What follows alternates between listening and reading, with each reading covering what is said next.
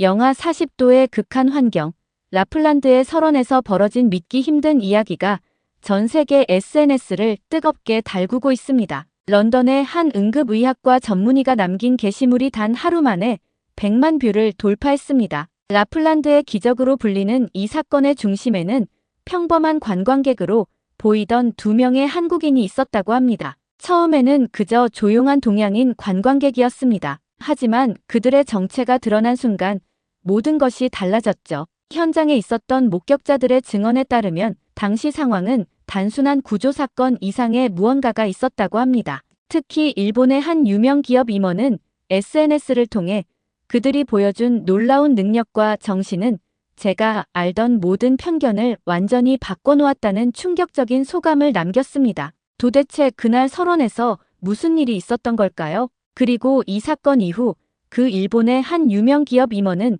왜 다시 한번 화제의 중심에 서게 된 걸까요? 지금부터 전해드릴 이야기는 라플란드의 얼어붙은 설원에서 시작된 믿기 힘든 실화입니다. 시청하기 전에 좋아요와 구독 부탁드립니다. 안녕하세요. 런던에서 응급의학과 의사로 일하고 있는 앨리슨이라고 합니다. 최근 SNS에서 화제가 되었던 라플란드 한국인 영웅담의 진실을 밝히고자 이 글을 씁니다. 많은 분들이 이 이야기의 진위 여부를 궁금해하시는 것 같더군요. 네, 그 이야기는 사실입니다. 그리고 저는 그 현장에 있었던 사람 중 한 명입니다. 그날의 일을 아직도 잊을 수가 없습니다. 평범한 관광객처럼 보이던 그들의 정체가 드러난 순간 모든 것이 달라졌습니다. 이제 그날 있었던 모든 일을 처음으로 공개하려고 합니다. 아마 많은 분들이 이 이야기를 믿기 어려워하실 것 같네요. 하지만 이 이야기는 100% 실화입니다. 그리고 제 인생을 완전히 바꿔놓은 기적 같은 일이었습니다.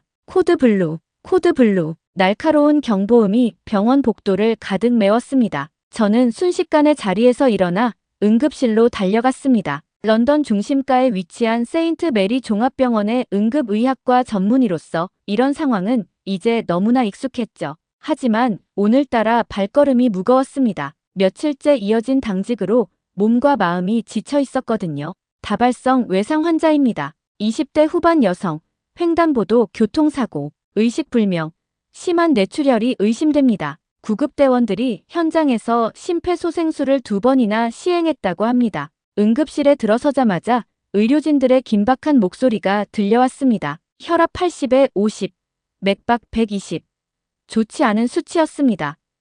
환자의 얼굴은 창백했고 복부 전체가 팽만되어 있었죠. 뇌출혈이 심각한 상황이었습니다. 환자의 옷은 피로 흥건했고 머리카락은 아직 젖어 있었습니다. 비가 오는 날이었거든요. 잠시 망설임이 찾아왔습니다. 최근 들어 자주 느끼는 감정이었죠. 7년차 응급의학 전문의로서 이런 감정을 느낀다는 게 부끄러웠습니다. 하지만 지난 6개월간 연이은 환자들의 죽음이 제 자신감을 갉아먹고 있었거든요. 앨리슨 선생님, 환자 상태가 급격히 나빠지고 있습니다. 간호사의 다급한 외침에 정신을 차렸습니다. 지금은 망설일 때가 아니었죠. CT 준비하세요. 수술실도 즉시 준비해주세요.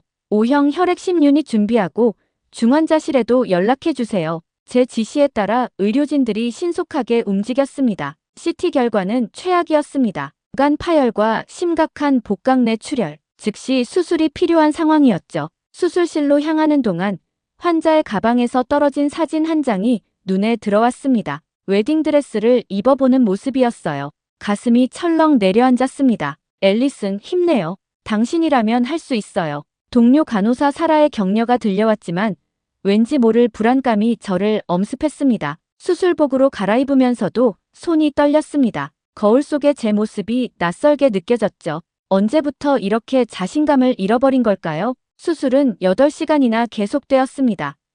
저는 온 신경을 집중해 출혈 부위를 찾아 지혈하고 손상된 장기를 복구했습니다. 간호사들은 계속해서 거즈를 교체했고 마취과 의사는 환자의 활력 징후를 예리하게 관찰했죠. 하지만 환자의 상태는 나아지지 않았습니다. 혈압이 떨어지고 있습니다. 맥박이 불규칙해졌어요. 산소 포화도가 급격히 떨어지고 있습니다. 경고음이 울려 퍼졌습니다. 심장이 멎었고 즉시 심폐소생술을 시작했죠. 저는 필사적으로 심장 마사지를 했습니다. 땀이 눈으로 흘러들어와 시야를 가렸지만 멈출 수는 없었습니다. 충전 200, 제세동기 준비. 다시 한번 300으로 올려요. 에피네프린 준비. 하지만 모든 노력이 물거품이 되었습니다. 끝내 환자의 심장은 다시 뛰지 않았습니다. 시계는 새벽 3시 27분을 가리키고 있었죠. 수술실을 나오는 저의 발걸음은 천근만근이었습니다. 앨리슨 선생님, 최선을 다하셨잖아요. 동료들의 위로가 귓가에 맴돌았지만 가슴 한구석이 무너져 내리는 것 같았습니다. 이번이 처음은 아니었습니다. 지난달에는 심장마비로 실려온 40대 가장을, 그 전에는 교통사고로 다친 고등학생을, 또 그 전에는 산업재해로 다친 건설 노동자를 잃었습니다. 의사로서 환자의 죽음을 마주하는 것은 피할 수 없는 현실입니다. 의대 시절부터 그건 잘 알고 있었죠. 하지만 최근 들어서는 매번 제 안에서 무언가가 조금씩 부서져 나가는 것 같았습니다. 밤마다 꿈에서 죽어간 환자들의 얼굴이 떠올랐고 매일 아침 병원으로 향하는 발걸음이 무거워졌죠. 사무실로 돌아와 의자에 앉자 갑자기 모든 것이 무의미하게 느껴졌습니다. 벽에 걸린 의대 졸업장과 전문의 자격증이 마치 저를 비웃는 것 같았죠. 7년 동안 쌓아온 경력이, 수많은 밤샘 당직이, 끝없는 응급실에서의 사투가, 그동안의 모든 노력이 허상처럼 느껴졌습니다. 책상 위에는 아직 처리하지 못한 차트들이 산처럼 쌓여 있었습니다. 매일 반복되는 일상이었죠. 새벽의 응급실은 이상하리만치 조용했습니다. 창밖으로 보이는 런던의 밤거리는 비에 젖어 있었고 가로등 불빛이 무릉덩이에 깨어진 거울처럼 반사되고 있었죠. 더 이상은 못하겠어. 목소리가 떨렸습니다. 눈물이 볼을 타고 흘러내렸죠. 저는 책상 서랍을 열어 오래전부터 준비해두었던 사직서를 꺼냈습니다. 그때 휴대폰이 울렸습니다. 병원 상담센터에서 정기적으로 진행하는 의료진 심리 상담 알림이었죠. 하지만 전 이미 그런 상담으로는 부족하다는 걸 알고 있었습니다. 제게 필요한 건 단순한 휴식이 아닌 완전한 단절과 새로운 시작이었으니까요. 우연히 눈에 들어온 건 의료진 커뮤니티의 한 게시물이었습니다. 극한의 자연 속에서 찾은 새로운 나, 번아웃 극복 체험담이라는 제목이었죠. 라플란드에서의 개썰매 여행을 통해 자신을 되찾았다는 한 외과 의사의 이야기였습니다. 완전한 고립, 극한의 자연, 그리고 새로운 시작. 사실 이미 몇 주 전부터 휴가를 신청해둔 상태였습니다. 라플란드로 떠나는 개썰매 여행이었죠. 처음 그 여행 광고를 보았을 때는 그저 웃어넘겼습니다. 지친 의료진들을 위한 휴식 프로그램이라는 문구가 눈에 띄었을 뿐이었죠. 하지만 점점 더 많은 시간을 그 사진들을 보며 보냈습니다. 끝없이 펼쳐진 하얀 설원, 오로라가 춤추는 밤하늘, 순수한 자연의 고요. 그곳이라면 제 마음도 조금은 편안해질 수 있지 않을까 하는 생각이 들었습니다. 침대에서 뒤척이다 잠들지 못하는 밤이면 그 순백의 설원을 상상하곤 했습니다. 응급실의 날카로운 소리들과 죽음의 무게로부터 벗어나 순수한 자연 속에서 잠시나마 평화를 찾을 수 있지 않을까 하는 희망이 생겼죠. 다음 날 아침, 떨리는 마음으로 병원장실 문을 두드렸습니다. 앨리슨, 자네가 우리 병원 최고의 응급의학과 의사 중 한 명이라는 걸 알고 있네. 하지만 자네의 결정을 존중하지. 휴식이 필요하다면 그렇게 하게. 마이클 병원장의 목소리에는 따뜻함이 묻어 있었습니다. 그는 제 어깨를 토닥이며 말을 이었죠. 언제든 돌아오게나. 우리는 자네를 기다리고 있을 테니. 자네 같은 의사는 찾기 힘들어. 사무실을 정리하면서 책상 위에 놓인 사진 한 장을 발견했습니다. 제가 처음 이곳에 부임했을 때 찍은 사진이었죠. 환한 미소를 띤 채 희망에 가득 차 있던 그때의 제 모습이 새삼 낯설게 느껴졌습니다. 그때의 저는 세상을 바꿀 수 있다고 믿었습니다. 모든 환자를 살릴 수 있다고 생각했죠. 동료들과 작별 인사를 나누는 것은 생각보다 힘들었습니다. 특히 응급실 간호사들과 헤어질 때는 눈물이 났죠. 7년이라는 시간 동안 우리는 수많은 생과 사의 순간을 함께 했으니까요. 집으로 돌아와 여행 가방을 꾸렸습니다. 두꺼운 방한복과 등산화, 보온 장비들을 챙기면서도 제 마음은 여전히 무거웠습니다. 정말 이게 옳은 선택일까? 도망치는 건 아닐까? 하는 의문이 끊임없이 들었지만 이미 돌이킬 수는 없었습니다. 창밖으로 런던의 흐린 하늘이 보였습니다. 며칠 뒤면 저는 이곳을 떠나 지구 최북단으로 향하게 될 것입니다. 그곳에서 저는 무엇을 발견하게 될까요? 아니면 그저 또 다른 실패를 마주하게 될까요? 휴대폰에 도착한 여행사의 메시지를 확인했습니다. 앨리슨 그레이스님, 라플란드 갯썰매 탐험 최종 안내드립니다. 12월 15일 헬싱키 반타 국제공항 집결. 차가운 겨울바람이 창을 두드렸습니다. 마치 저를 부르는 것 같았죠. 저는 깊은 한숨을 내쉬며 여행 가방을 닫았습니다. 이제 돌아갈 수 없습니다. 더 이상은 도망칠 수도 없습니다. 이것이 제가 선택한 마지막 기회였으니까요. 런던의 복잡한 거리를 내려다보며 마지막 결심을 했습니다. 이번 여행에서 저는 반드시 새로운 자신을 찾아야만 했습니다. 헬싱키 반타 국제공항은 이른 아침부터 분주했습니다. 창밖으로는 하얀 눈이 끊임없이 내리고 있었죠. 런던에서 밤샘 비행을 마치고 도착한 저는 피곤했지만 이상하게도 마음은 한결 가벼워진 것 같았습니다. 앨리슨 그레이스 씨이신가요? 뒤에서 들려온 우렁찬 목소리에 고개를 돌렸습니다. 건장한 체격의 중년 남성이 밝은 미소를 지으며 서 있었죠. 네, 맞습니다만 안녕하세요. 저는 마르쿠스 라이코넨입니다. 이번 라플란드 갯썰매 투어의 책임 가이드죠. 20년째 이 일을 하고 있습니다. 마르쿠스의 눈가에는 주름이 깊게 패여 있었고 그의 목소리에는 경험에서 우러나오는 자신감이 묻어났습니다. 자, 이쪽으로 와주시면 감사하겠습니다. 다른 참가자들과 인사를 나누시죠. 집결 장소에는 이미 여러 사람들이 모여 있었습니다. 스위스에서 온 노부부, 캐나다의 사진작가, 호주의 청년 커플, 그리고 영국의 은퇴한 교수까지. 그 중에서 제 눈에 띈 것은 조용히 구석에 서 있던 2명의 동양인 청년이었습니다. 한 명은 키가 크고 단단해 보이는 체격이었고 다른 한 명은 좀 더 날렵한 인상이었죠. 특이한 건 그들의 짐 정리 방식이었습니다. 무게 중심을 정확히 맞춘 배낭, 군대식으로 정리된 물품들, 그리고 무심결에 보이는 날카로운 상황 판단력. 관광객치고는 뭔가 달랐습니다. 특히 민우라는 청년이 주변을 살피는 시선은 마치 전술 지형을 분석하는 것 같았고 준호의 발걸음에는 특별한 리듬이 있었죠. 하지만 그들은 그런 모습을 자연스럽게 감추려 노력하는 듯 했습니다. 그들은 다른 사람들과 달리 최소한의 짐만 가지고 있었고 장비도 모두 실용적인 것들이었습니다.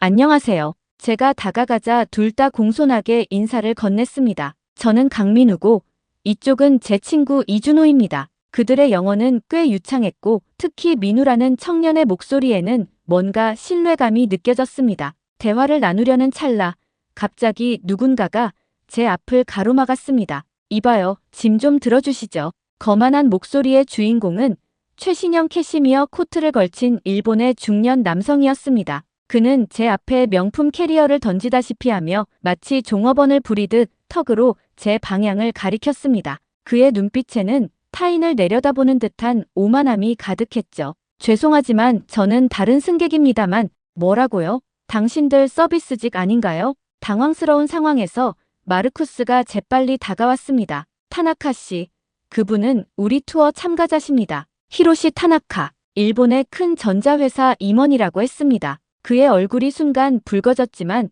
더 이상 무례한 행동을 하지는 못했죠. 그 순간 저는 두 한국인 청년의 표정이 순간 굳어지는 것을 보았습니다. 특히 민우라는 청년의 눈빛이 날카로워졌다가 순식간에 다시 부드러워졌죠. 마르쿠스는 차분하게 여행 일정을 설명하기 시작했습니다. 우리는 먼저 로바니에미로 이동합니다. 그곳에서 필요한 장비를 점검하고 안전 교육을 실시한 후 내일 아침 일찍 갯썰매 여행을 시작하게 됩니다. 버스에 오르면서 우연히 민우와 준호 옆자리에 앉게 되었습니다. 그들은 조용히 창밖을 바라보고 있었는데 가끔 서로 눈빛을 교환하며 뭔가를 의미심장하게 이야기하는 것 같았죠. 한국에서 오셨나 봐요? 네, 맞습니다. 우리는 회사 동료예요. 잠시 휴가를 냈죠. 준호가 웃으며 대답했지만 뭔가 말하지 않는 게 있는 것 같았습니다. 하지만 그건 그저 제 착각일 수도 있었죠. 버스가 출발하고 얼마 지나지 않아 도시의 풍경이 서서히 바뀌기 시작했습니다. 건물들이 점점 줄어들고 대신 끝없이 펼쳐지는 침엽수림이 나타났죠. 나무들은 하얀 눈을 머리에 이고 있었고 때때로 스치는 햇빛에 반짝이며 마치 크리스탈 숲처럼 보였습니다. 저기 보세요. 술록이에요. 준호가 갑자기 창밖을 가리켰습니다. 멀리 술록 몇 마리가 눈 위를 걸어가고 있었죠. 저도 모르게 환호성을 질렀습니다. 런던의 복잡한 응급실에서는 상상도 할 수 없었던 광경이었죠. 그때 문득 깨달았습니다. 제가 얼마나 이런 순간을 갈망하고 있었는지를. 버스는 계속해서 북쪽을 향해 달렸습니다. 창 밖으로 보이는 풍경은 점점 더 황량해졌지만 그 속에는 형용할 수 없는 아름다움이 있었습니다. 날씨가 좋지 않네요. 민우가 문득 중얼거렸습니다. 그의 눈빛이 순간 날카로워졌다가 이내 원래대로 돌아왔죠. 저는 그때 미처 알아차리지 못했습니다. 그의 말이 단순한 날씨 걱정이 아니었다는 것을. 준호도 창밖을 주시하며 무언가를 계산하듯 중얼거렸습니다. 기압계, 구름의 높이, 바람의 방향. 그들은 마치 암호 같은 대화를 나누고 있었죠. 형, 이거 혹시? 준호야, 지금은 아니야. 그들의 숨겨진 긴장감이 제 등줄기를 서늘하게 만들었습니다. 그들은 무언가를 알고 있었던 걸까요? 그의 목소리에는 평소에 없던 걱정스러운 기색이 묻어났습니다. 준호가 옆에서 작은 목소리로 물었습니다. 형, 괜찮으세요? 좀 피곤해 보이는데. 민우는 잠시 망설이다가 조용히 답했습니다. 사실 어젯밤부터 계속 날씨가 걱정돼서 잠을 못 잤어. 그의 목소리에는 약간의 걱정이 묻어 있었죠. 저는 그때 그가 하늘을 보며 미간을 찌푸리는 모습이 마치 무언가를 예감하는 것처럼 보였다는 걸 나중에서야 깨달았습니다. 걱정 마세요. 제가 20년 동안 이 길을 다녀왔으니까요. 마르쿠스가 자신있게 말했습니다. 하지만 민우의 표정은 여전히 진지했죠. 마르쿠스 씨, 혹시 기상 예보는 확인해 보셨나요? 물론이죠. 약간의 눈이 예상되지만 큰 문제는 없을 겁니다. 민우는 더 이상 아무 말도 하지 않았습니다. 대신 준호와 눈빛을 교환하더니 조용히 무언가를 메모하기 시작했죠. 그때는 그게 별것 아닌 것처럼 보였지만 나중에 그 메모가 얼마나 중요한 것이었는지 알게 되었습니다. 잠시 눈을 감았다 뜨니 해가 조금씩 기울기 시작했습니다. 이곳은 겨울이면 해가 거의 뜨지 않는다고 들었습니다. 하지만 그런 극한의 자연환경 속에서도 사람들은 삶을 이어가고 있었죠. 곧 점심 식사를 하러 들를 예정입니다. 마르쿠스의 안내가 들려왔습니다. 그때 타나카가 또다시 불만스러운 목소리를 냈죠. 이런 시골 구석에 제대로 된 식당이나 있는 건가요? 저는 고급 일식을 선호하는데 말이죠. 순간 버스 안의 공기가 차가워졌습니다. 그때 민우가 조용히 입을 열었습니다. 타나카 씨, 여행은 새로운 경험을 하는 것이 아닐까요? 현지 음식을 즐기는 것도 여행의 묘미라고 생각합니다. 그의 차분한 목소리에는 뭔가 위험이 느껴졌습니다. 마치 오랫동안 사람들을 이끌어본 사람의 목소리 같았죠. 타나카는 잠시 당황한 듯했지만 이내 코웃음을 치며 창밖을 바라보았습니다. 창밖으로는 여전히 하얀 눈이 내리고 있었습니다. 런던에서의 복잡했던 일상이 마치 다른 세상의 이야기처럼 느껴졌죠. 이곳에서는 모든 것이 새로웠고 모든 순간이 특별했습니다. 저기 보이시나요? 저 빛나는 것들. 마르쿠스의 말에 모두가 창밖을 바라보았습니다. 멀리 지평선 너머로 희미한 초록빛이 일렁이고 있었습니다. 오로라의 시작이네요. 로바니에미에 도착하면 더 선명하게 보실 수 있을 겁니다. 저는 숨을 죽이고 그 신비로운 광경을 바라보았습니다. 그때 문득 민우와 준호가 서로 무언가를 작게 속삭이는 소리가 들렸습니다. 형, 이번엔 좀 심각해 보여요. 준호야, 일단 지켜보자. 하지만 만약을 대비해서 더 이상의 대화는 들리지 않았지만 그들의 진지한 표정이 제 마음 한구석에 걸렸습니다. 마치 그들은 우리가 보지 못하는 무언가를 보고 있는 것 같았죠. 하지만 그때의 저는 알지 못했습니다. 이 평화로운 순간이 곧 끝날이라는 것을. 그리고 이 두 조용한 한국 청년들이 우리의 생명을 구하게 될 영웅이라는 것을요. 로바니에미에 도착했을 때는 이미 해가 완전히 저물어 있었습니다. 하늘에는 오로라가 신비로운 빛을 내며 춤추고 있었죠. 하지만 아름다운 광경을 즐길 새도 없이 우리는 서둘러 숙소로 향했습니다. 내일 아침 7시에 로비에서 모이겠습니다. 오늘은 충분히 휴식을 취하세요. 마르쿠스의 안내가 끝나자마자 대부분의 사람들은 자신의 방으로 향했습니다. 저도 피곤해 절어 침대에 누웠지만 이상하게도 잠이 오지 않았습니다. 창밖에서는 눈이 더욱 거세게 내리고 있었죠. 다음 날 아침, 식당에서 일찍 일어난 사람들과 아침 식사를 하고 있을 때였습니다. 민우와 준호가 조용히 들어와 구석자리에 앉았습니다. 그들은 이미 완벽하게 장비를 갖추고 있었고 무언가를 진지하게 논의하는 것 같았죠. 날씨가 심상치 않네. 옆자리에서 스위스 노부부가 걱정스럽게 이야기를 나누고 있었습니다. 창밖은 완전히 하얀 장막이 드리워진 것처럼 보였죠. 걱정 마십시오. 이 정도 날씨는 흔한 겁니다. 마르쿠스가 자신만만하게 말했지만 민우의 표정이 어두워지는 것을 보았습니다. 아침 식사를 마치고 모두가 로비에 모였을 때 타나카가 또다시 문제를 일으켰습니다. 이런 날씨에 무슨 개썰매입니까? 취소해야 하는 것 아닙니까? 걱정 마세요. 제가 20년, 당신의 경력은 이제 됐고요. 책임질 수 있습니까? 타나카의 언성이 높아졌습니다. 다른 사람들도 불안한 기색이 역력했죠. 그때 민우가 조용히 앞으로 나섰습니다. 마르쿠스 씨, 혹시 기상청 특보는 확인해 보셨나요? 아침에 확인했을 때는 10분 전에 폭설 경보가 발령됐습니다. 민우가 자신의 휴대폰을 보여주었습니다. 화면에는 빨간색으로 강조된 기상 경보가 떠 있었죠. 마르쿠스의 얼굴이 창백해졌습니다. 하지만 이미 모든 준비가 출발을 미루는 게 좋을 것 같네요. 민우의 목소리는 부드러웠지만 단호했습니다. 그때 처음으로 그에게서 평범한 관광객 이상의 무언가를 느꼈죠. 하지만 결국 마르쿠스의 고집대로 우리는 예정된 일정을 시작했습니다. 갯썰매를 타고 출발한 지 2시간. 처음에는 모두가 설렘에 들떠 있었습니다. 술록들이 지나가는 모습도 보였고 설원의 풍경도 너무나 아름다웠거든요. 앞쪽에 협곡이 있습니다. 조심하세요. 마르쿠스의 외침이 들렸지만 점점 더 거세지는 눈보라 때문에 시야가 흐려졌습니다. 갑자기 앞쪽에서 쾅 하는 소리와 함께 비명이 들렸습니다. 마르쿠스 씨가 다쳤어요. 앞에서 달리던 마르쿠스의 썰매가 보이지 않는 바위에 부딪혀 전복된 것이었습니다. 순식간에 혼란이 일어났죠. 개들은 놀라서 짖어대고 사람들은 공포에 질려 소리를 지르고 있었습니다. 모두 침착하세요. 민우의 목소리가 폭풍을 뚫고 들려왔습니다. 그의 목소리는 우렁찼지만 저는 그의 눈에서 피로와 불안을 읽을 수 있었습니다. 솔직히 말하면 저도 무섭습니다. 하지만 우리가 포기하면 모두가 그의 솔직한 고백에 오히려 사람들은 더 큰 신뢰를 보였습니다. 준호야, 응급처치 키트. 네, 형. 두 사람은 눈보라 속을 가로질러 마르쿠스에게 달려갔습니다. 그들의 움직임은 마치 특수부대원처럼 정확하고 신속했습니다. 민우의 손이 미세하게 떨렸습니다. 그는 깊은 숨을 들이쉬며 겨우 평정을 되찾았습니다. 준호야, 이건 우리가 훈련받은 것보다 훨씬 험한 상황이야. 준호도 잠시 망설이는 기색이었지만 이내 단호한 목소리로 대답했습니다. 해냈죠.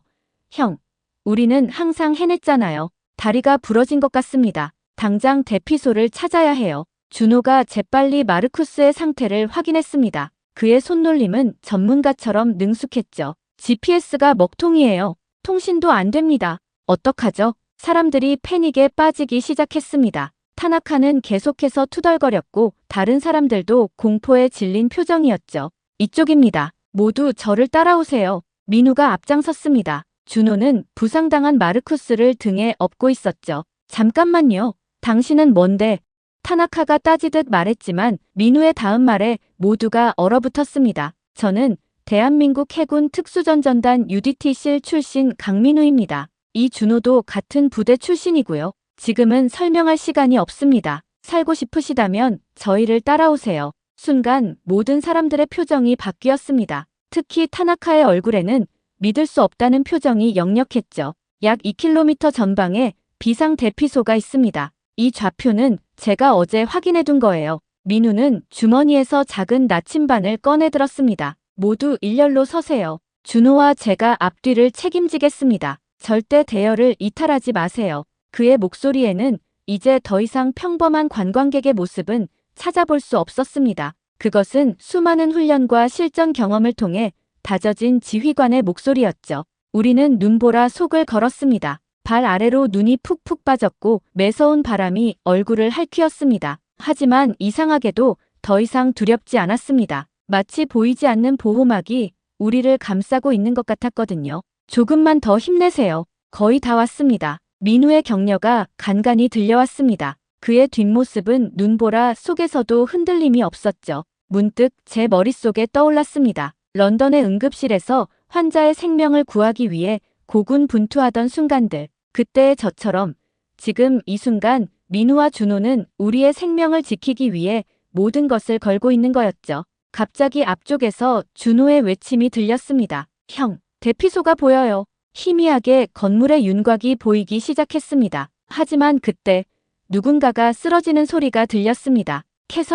캐서린이 쓰러졌어요. 스위스에서 온 노부부 중 할머니가 쓰러진 것이었습니다. 순식간에 민우가 달려갔지만 바람이 더욱 거세졌습니다. 체온이 많이 떨어졌습니다. 더 이상 지체할 시간이 없어요. 민우는 주저하지 않고 캐서린을 업었습니다. 놀랍게도 그의 움직임은 전혀 흐트러짐이 없었죠. 준호는 여전히 마르쿠스를 부축한 채 대열의 맨 뒤에서 우리를 지키고 있었습니다. 마침내 대피소에 도착했을 때 모두가 탈진 상태였습니다. 하지만 민우와 준호는 달랐습니다. 그들은 즉시 행동에 들어갔죠. 준호야, 난방부터 확인해. 알겠습니다. 두 사람의 움직임은 마치 오랜 시간 함께 임무를 수행해온 전우 같았습니다. 민우는 재빨리 모두를 자리 잡게 하고 준호는 전문적인 손놀림으로 부상자들을 살폈죠. 닥터 그레이스, 이쪽을 도와주시겠습니까? 준호의 부름에 저는 반사적으로 달려갔습니다. 그가 제가 의사라는 걸 어떻게 알았는지는 모르겠지만 지금은 그런 걸 따질 때가 아니었죠. 캐서린 할머니의 체온이 위험합니다. 저는 마르쿠스 씨의 골절을 처치하도록 하죠. 우리는 말없이 서로를 이해하며 응급처치를 시작했습니다. 준호의 의료 지식은 놀라웠습니다. 나중에 알게 된 사실이지만 그는 UDT실에서 의무병 훈련도 받았다고 하더군요. 이런 비상식량이 너무 부족해. 민우가 구석에서 한숨을 쉬었습니다. 날씨가 이렇게 악화될 것을 예상하지 못한 마르쿠스는 최소한의 비상식량만 준비했던 것이죠. 이런 상황에서 우리더러 어떻게 하라는 겁니까? 타나카가 또다시 불평을 시작했습니다. 하지만 이번에는 달랐습니다. 타나카 씨, 민우가 그를 똑바로 쳐다보았습니다. 그 눈빛에는 단순한 관광객이 아닌 수많은 위기를 극복해온 군인의 위엄이 서려 있었죠. 우리는 지금 생존이 걸린 상황입니다. 서로를 믿고 협력하는 것만이 살아남는 길이에요. 타나카는 처음으로 할 말을 잃은 듯 했습니다. 민우는 계속해서 말을 이었죠. 제가 UDT실에서 배운 것이 있다면 그것은 바로 팀워크의 중요성입니다. 지금 우리는 한 팀이에요. 국적도 지위도 중요하지 않습니다. 그의 말에 대피소 안이 조용해졌습니다. 창밖으로는 여전히 폭풍이 몰아치고 있었지만 실내의 공기는 조금씩 달라지고 있었죠. 제가 가지고 있는 초콜릿을 나눠드리겠습니다. 뜻밖에도 타나카가 먼저 나섰습니다. 그의 목소리에는 더 이상 거만함이 없었죠. 시간이 흐르면서 우리는 하나의 공동체가 되어갔습니다. 캐나다에서 온 사진작가는 자신의 배낭에서 건포도를 꺼내 나눴고 호주 커플은 에너지바를 공유했죠. 영국의 은퇴한 교수는 담요를 모두에게 나눠주었습니다. 폭풍이 더 심해지고 있어요. 준호가 창밖을 보며 말했습니다. 민우는 잠시 생각에 잠기더니 결심한 듯 입을 열었죠. 구조대가 올 때까지 최소 24시간은 버텨야 할 것 같습니다. 지금부터 제가 생존 계획을 설명하겠습니다. 그는 군인다운 체계적인 방식으로 계획을 설명했습니다. 물 관리부터 체온 유지, 식량 배분까지 모든 것이 완벽하게 계산되어 있었죠. 민우 씨, 타나카가 조심스럽게 입을 열었습니다. 죄송합니다. 제가 너무 오만했네요.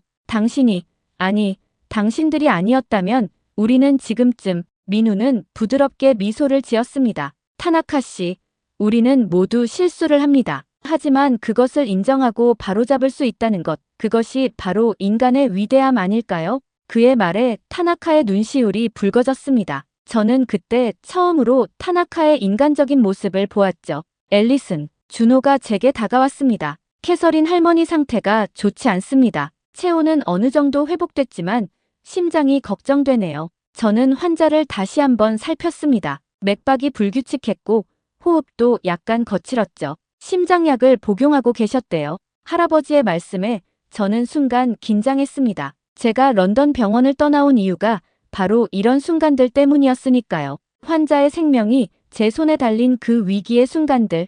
할 수 있습니다. 준호가 제 어깨를 잡았습니다. 당신은 훌륭한 의사잖아요. 저도 돕겠습니다. 그의 눈빛에서 진심 어린 신뢰가 느껴졌습니다. 마치 오랜 전우처럼 말이죠. 저는 깊게 숨을 들이쉬고 할머니 곁으로 다가갔습니다. 이제 더 이상 도망칠 순 없었습니다. 제가 할 수 있는 모든 것을 해야만 했죠. 민우 씨, 손전등 좀 비춰주시겠어요? 시간이 얼마나 흘렀을까요? 창밖의 폭풍은 점점 더 거세져 갔지만 대피소 안에서는 작은 기적들이 일어나고 있었습니다. 캐서린 할머니의 상태는 조금씩 안정을 찾아갔고 마르쿠스의 부러진 다리도 응급처치로 잘 고정되었습니다. 타나카는 자신의 비싼 양복 재킷을 담요처럼 내어주었고 다른 사람들도 저마다의 방식으로 서로를 돕고 있었죠. 민우 씨, 영국 교수가 문득 입을 열었습니다. 궁금한 게 있는데 당신들은 왜 이곳에 온 겁니까? UDT실 출신이 이런 관광 여행을.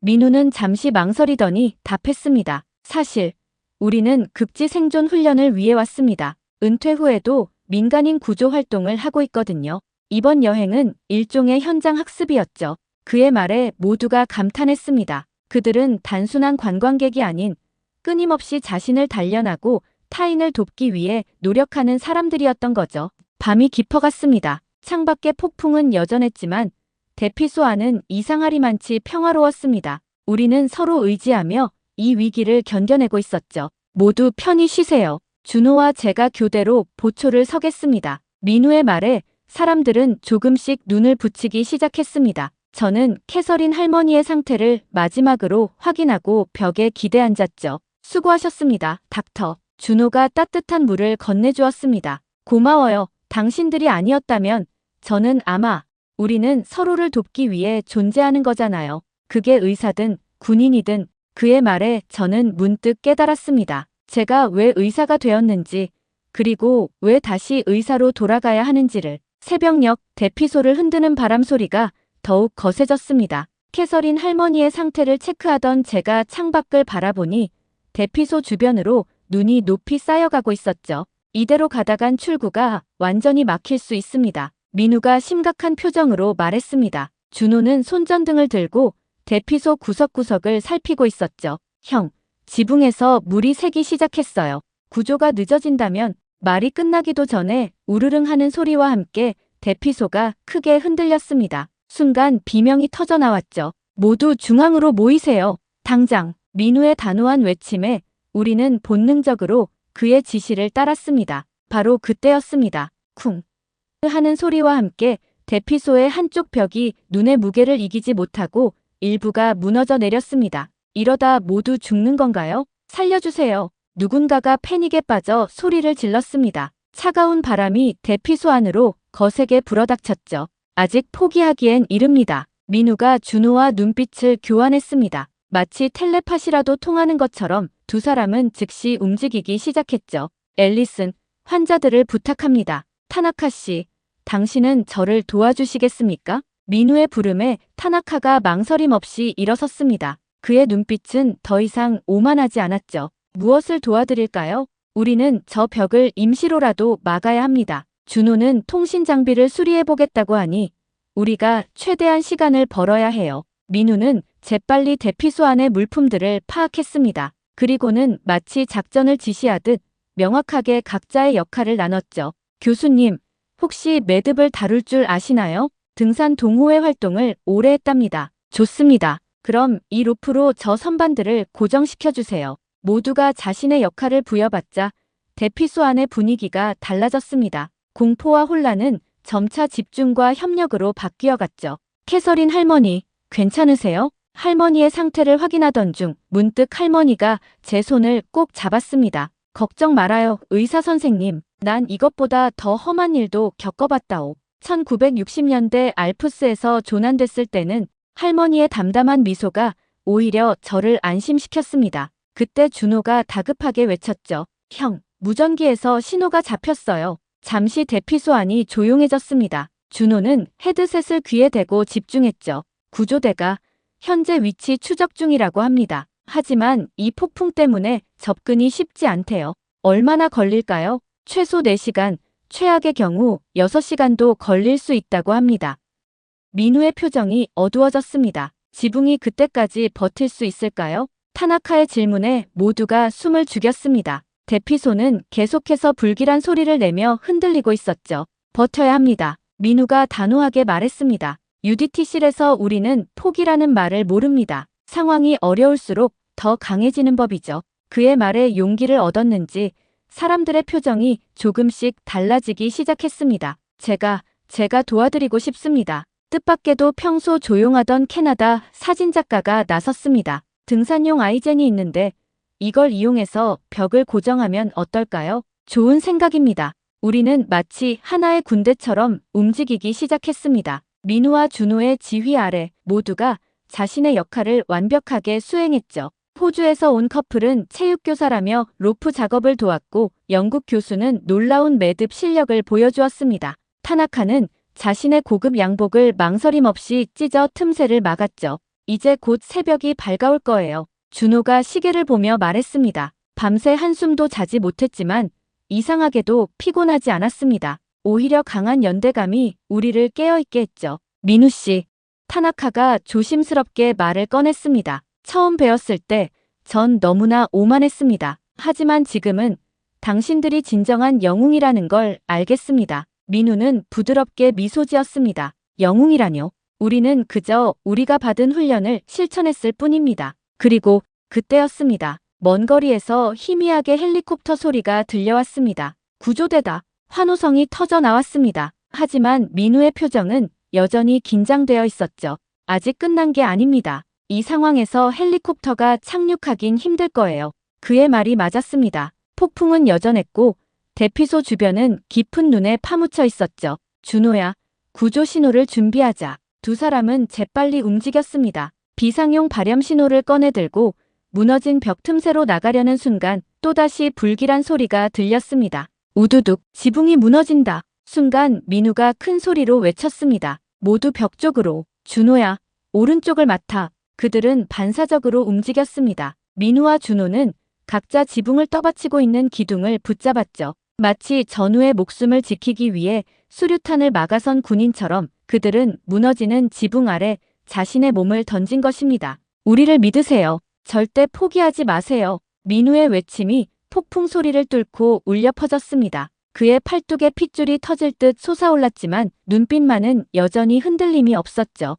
바로 그때 천장이 뚫리며 밝은 빛이 쏟아져 들어왔습니다. 구조 헬리콥터에서 내려온 구조대원이 우리를 향해 손을 뻗고 있었죠. 여기는 구조대. 모두 무사하신가요? 마침내 우리는 구조되었습니다. 하지만 그날의 진정한 영웅은 구조대가 아니었습니다. 바로 우리와 함께 있던 두 명의 평범한 듯 비범했던 한국의 젊은이들이었죠. 그들은 자신들의 한계에 도전하며 우리 모두의 생명을 지켜냈으니까요. 헬리콥터에 오르며 뒤돌아보니 민우와 준호가 나란히 서서 손을 흔들고 있었습니다. 그들의 모습은 마치 오랜 전우처럼 당당하고 의연해 보였죠. 고맙습니다.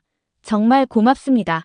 타나카가 눈물을 흘리며 말했습니다. 그의 목소리에는 더 이상 오만함이 없었고 대신 진심 어린 감사와 존경이 담겨 있었죠. 저는 문득 깨달았습니다. 위기의 순간에 진정한 영웅은 화려한 말이나 지위가 아닌 묵묵히 자신의 책임을 다하는 사람이라는 것을, 그리고 그것은 제가 의사로서 돌아가야 할 이유이기도 했습니다. 로바니에미 종합병원의 병실에서 저는 창밖을 바라보고 있었습니다. 폭풍은 잦아들었고 하늘은 맑았죠. 마치 악몽 같았던 그 시간이 거짓말처럼 느껴졌습니다. 닥터 그레이스, 문을 두드리는 소리와 함께 민우와 준호가 들어왔습니다. 이제는 군복 같은 단정한 차림이었지만 여전히 그들에게서는 특별한 위험이 느껴졌죠. 캐서린 할머니는 어떠신가요? 상태가 많이 좋아지셨어요. 의사 선생님께서 내일이면 퇴원하실 수 있을 거라고 하셨죠. 그때 병실 문이 다시 열렸습니다. 타나카였습니다.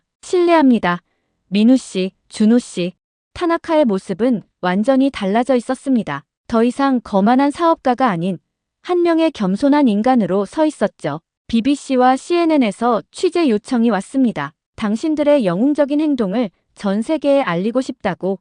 민우가 고개를 저었습니다. 사양하겠습니다. 우리는 그저 우리가 받은 훈련을 실천했을 뿐입니다. 대한민국 해군 특수전전단에서는 이게 당연한 일이니까요. 하지만 타나카가 격앙된 목소리로 말했습니다. 세상이 알아야 합니다. 당신들이, 아니, 대한민국의 군인들이 얼마나 대단한지를. 저는 평생 살아오면서 이렇게 완벽한 프로페셔널리즘을 본 적이 없습니다. 타나카의 눈시울이 붉어졌습니다. 제가 얼마나 부끄러운 편견을 가지고 있었는지 당신들은 그것을 행동으로 완전히 뒤엎어버리셨습니다. 대한민국이라는 나라가 이렇게 훌륭한 젊은이들을 키워내다니 그때였습니다. 캐서린 할머니가 탄 휠체어를 밀고 그녀의 남편이 병실로 들어왔습니다. 우리도 할 말이 있습니다. 할아버지의 목소리가 떨렸습니다. 우리는 평생 전 세계를 여행하며 살았습니다. 하지만 이런 경험은 처음입니다. 민우 씨와 준호 씨, 당신들은 단순한 영웅이 아닙니다. 당신들은 인류애가 무엇인지 보여준 진정한 스승입니다. 할머니가 이어 말했습니다. 손주들에게 들려줄 이야기가 생겼네요. 대한민국의 젊은이들이 어떻게 우리의 생명을 구했는지, 그들이 얼마나 용감하고 헌신적이었는지. 병실 안이 조용해졌습니다. 창밖에서는 눈이 반짝이며 내리고 있었죠. 민우 씨, 제가 입을 열었습니다. 당신들 덕분에 저는 다시 의사로 돌아갈 용기를 얻었습니다. 위기의 순간에 누군가의 생명을 지킨다는 것, 그것이 얼마나 가치 있는 일인지 당신들이 가르쳐 주셨으니까요. 민우와 준호는 겸손하게 미소 지었습니다. 앨리슨, 우리는 서로 다른 방식으로 같은 일을 하고 있는 거예요. 당신은 응급실에서, 우리는 현장에서 모두 누군가의 생명을 지키는 일이죠. 그들의 말에 깊은 감동을 받았습니다. 문득 런던의 응급실이 그리워졌죠. 일주일 후, 저는 런던으로 돌아가는 비행기에 몸을 실었습니다. 공항에는 모두가 나와 있었죠. 특히 타나카의 변화는 놀라웠습니다. 그는 이제 한국에 대한 애정을 숨기지 않았죠. 다음 달에 서울에 새로운 지사를 설립하기로 했습니다. 대한민국의 젊은이들과 함께 일하고 싶어요. 그들에게서 배울 것이 너무나 많거든요. 떠나기 전 민우가 제게 마지막 인사를 건넸습니다. 런던으로 돌아가시면 자신을 믿으세요. 당신은 충분히 강합니다. 준호도 따뜻하게 미소 지었습니다. 그리고 힘들 때면 생각하세요. 저 라플란드의 설원에서 우리가 함께했던 순간들을, 그때 우리가 보여준 협력과 신뢰를. 비행기에 오르며 뒤를 돌아보니 모두가 손을 흔들고 있었습니다. 특히 민우와 준호의 모습이 눈에 들어왔죠. 그들은 여전히 당당하고 의연했습니다. 마치 대한민국이라는 나라 자체를 상징하는 것처럼 말입니다. 런던의 병원으로 돌아온 지 한 달. 저는 다시 응급실에서 일하고 있습니다. 이제는 더 이상 두렵지 않습니다. 위기의 순간이 찾아올 때면 저는 항상 그들을 떠올립니다. 끝없는 훈련으로 자신을 단련하고 위험한 순간에도 미소를 잃지 않았던 그들을, 완벽한 팀워크로 모두의 생명을 지켜냈던 그들을, 그리고 그 모든 것을 당연하다는 듯 겸손하게 받아들였던 그들을. 때로는 응급실에 한국인 환자가 찾아옵니다. 그럴 때면 저는 특별한 친근감을 느끼죠. 그들의 눈빛에서 민우와 준호가 보여줬던 것과 같은 강인함과 따뜻함을 발견하기 때문입니다. 얼마 전에는 반가운 소식이 들려왔습니다. 민우와 준호가 설립한 급지 생존 훈련센터가 전 세계의 주목을 받고 있다고 하더군요. 그들의 교육 방식이 너무나 완벽하고 체계적이라고.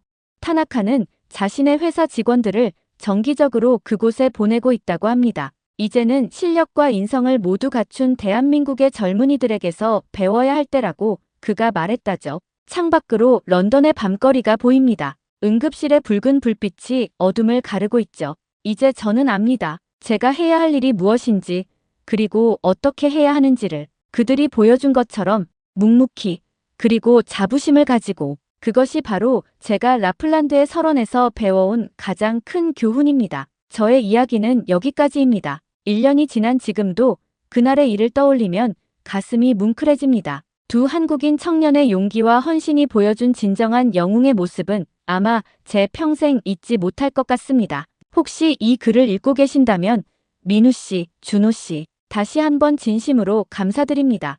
그리고 많은 분들이 타나카 씨의 근황을 물어보시는데요. 안타까운 소식을 전해야 할 것 같습니다. 타나카 씨는 한국의 우수한 인재들과 함께 일하고 싶다며 한국지사 설립을 강력히 추진했지만 너무 보수적인 일본 본사에서 한국은 위험하다며 완강히 반대했다고 합니다. 특히 일본 측은 최근 반도체 소재 수출 규제와 관련해 한국과의 거래는 신뢰할 수 없다는 터무니없는 이유를 들며 타나카 씨의 제안을 일방적으로 기각했다고 하네요.